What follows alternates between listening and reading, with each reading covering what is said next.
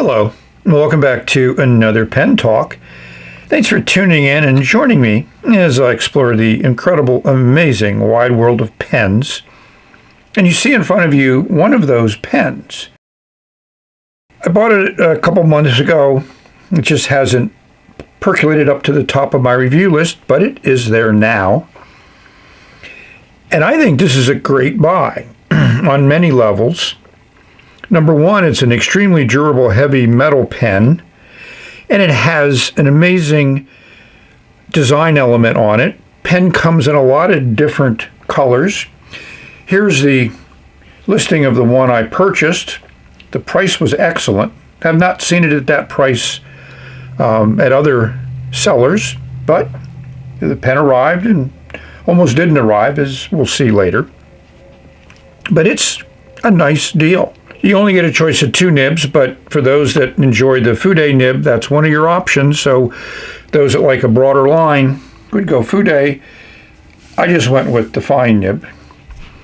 We're going to zero in a little bit on that design element on the barrel. So I think it's worth a closer look. As the crab says, I'm doing fine. It's a heavy pen, but I enjoy it. And that painting is great. So let's look at it a little bit closer. We'll explore this pen and see if it's something you're interested in. Mr. Crab is going to come around and give us a winky wink, and we'll move on. Hi.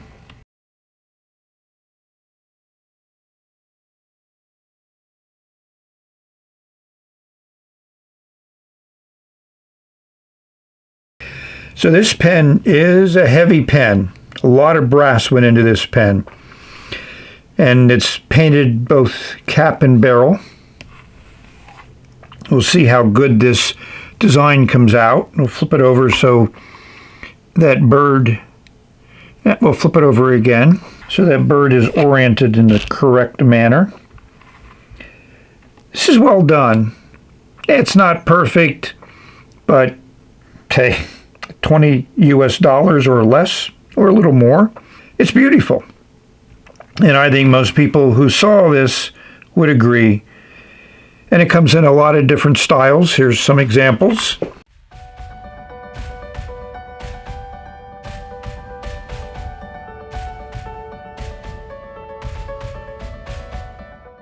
So if you don't like this particular one, there's others to choose from. The design is fairly straightforward other than that painting on the barrel. Yes, it's labeled Hongdian with that nice little symbol there. And we have the model number is 1837. So Hongdian is nice because they do label their models, most of them.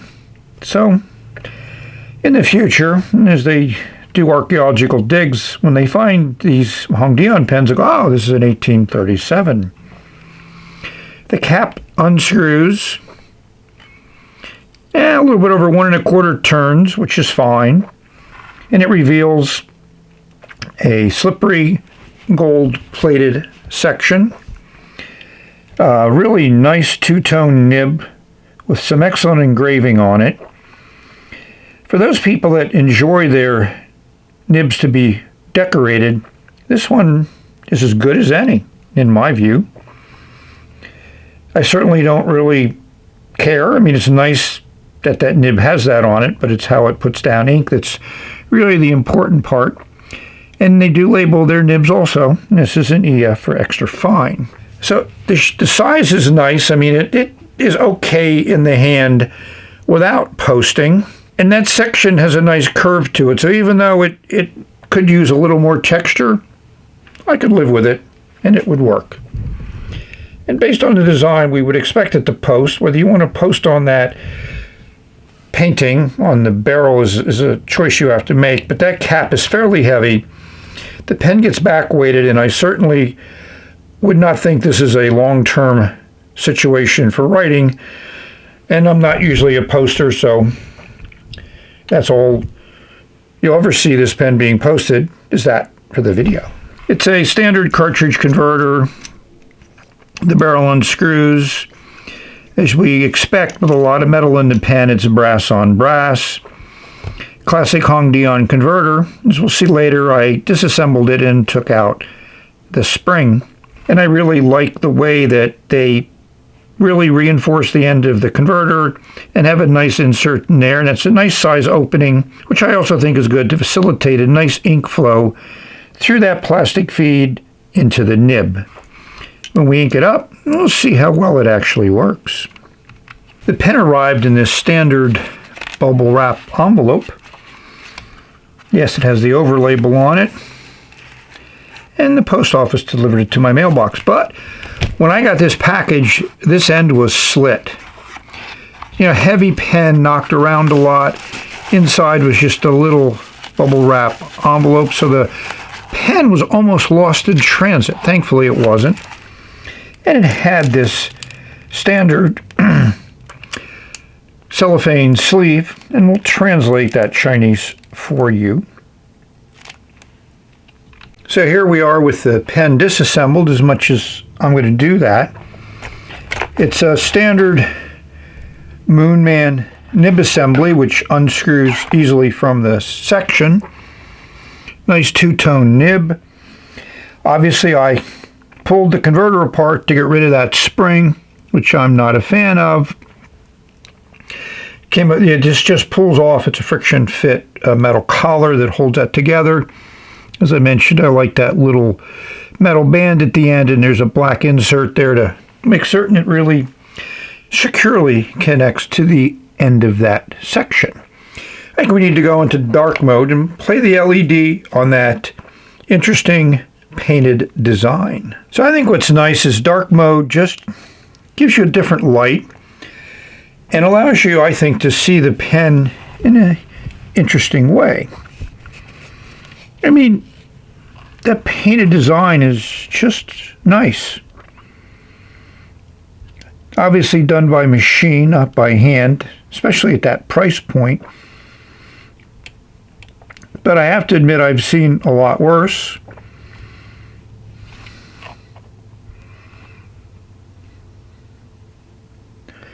I tried translating the Chinese characters, but they're not easy to Google Translate to interpret those symbols.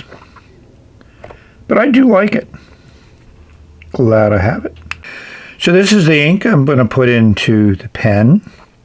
Very intense purple. It's part of the gemstone collection. And there's a little bit of an example of what they think it's like. Let's see how it looks when I put nib on paper. Got a good fill in the converter, and it was easy to wipe off that nice shiny section. So now it's time for some editorial comments and dimensions. Here's the critical dimensions of the pen. It's a heavy pen. It's fairly on the large size, but what's really nice is I think this pen is extremely well made. Just has that feeling of, shall we say, luxury. The other thing that's nice with details is there's an O-ring between the barrel and the section, which I always like. So when you screw down the barrel, you get that nice little tightening at the very end. The other thing that's nice is that inside of the cap is a plastic liner, so there's plastic threads there, engaging the metal threads on the section, but then that plastic insert would minimize the abrasion. If that was metal in there, then certainly posting it would be very detrimental, but it's not. They did a good job. So I kind of like the pen, but like with a lot of pens, it's not for everybody. But I'm certain some people out there would really enjoy this pen. And after looking more closely at the barrel, I think these are decals that have been applied very well, and then probably coated with a lacquer. But at the end of the day, it's just that they did such a nice job. For those of us that may have make models when they were younger, and decals were certainly an interesting part of making the model. Put the paper in water with the decal slips off, it's wet. You need to gently remove it from the water and apply it to the appropriate spot on the model. I'm certain that technology has greatly improved over time. Let's see how the pen writes.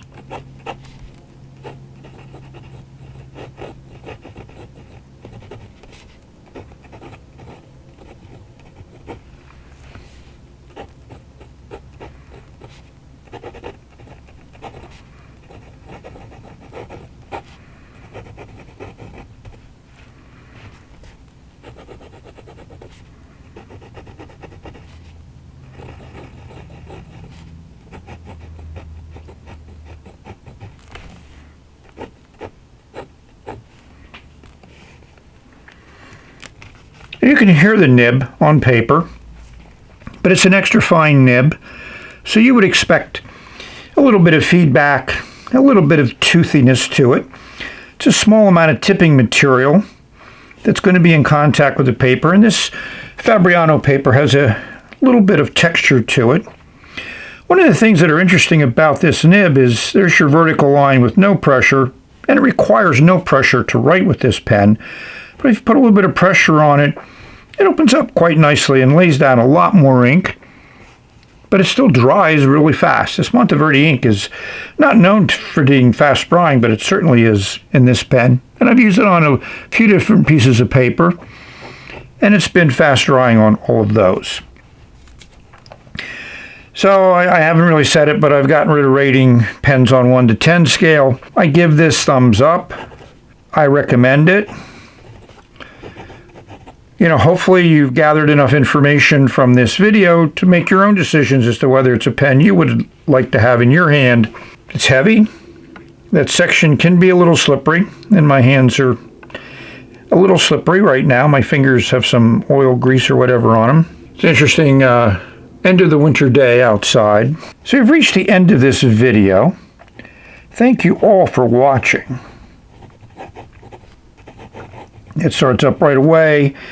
I just like the way this nib feels, and I'm not an extra fine person. I'm glad I got it in this pen. Hope this video finds all of you safe, healthy, and happy, enjoying your pens, putting some ink down. Writing letters, journaling, drawing, sketching, whatever you like to do, do it. Yes, that's an old saying. We've reached the end of this video. A lot more pens in the pipeline. This was one of them. And we're going to say bye. Yeah, it was me getting the nib off the paper. See you later.